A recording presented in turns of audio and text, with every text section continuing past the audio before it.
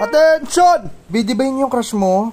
San B? Gimitan push up! 1, 2, 3, 4, 5, 6, 7, 8, 8, 7. Hindi ko na po kaya mag-push up. Hingal na po ako. Hina mo naman. Paano yan pag gera? Ako po unang mamamatay. Opo, okay lang po sa akin.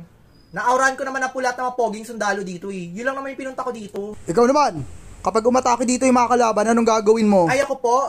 Ay kapag umatake po sila, hindi na po ako lalaban. Oo, aakitin ko na lang po sila. Jowain na lang nila ako. Mga taga-ibang bansa naman yung aatake sa atin, di ba? Noon, dami ko naging jowang foreigner. Mabenta kaya yung ganda ko doon. So, since ang dami nyo nagtatanong kung bakit ang ganda ng pagkaka-camouflage makeup ko, i-reveal ko yung palette ko.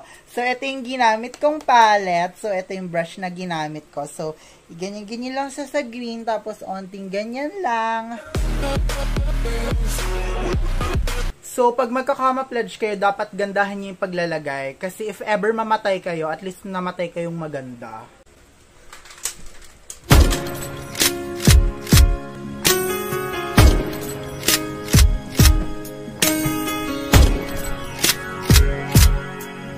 Wait lang po. Go!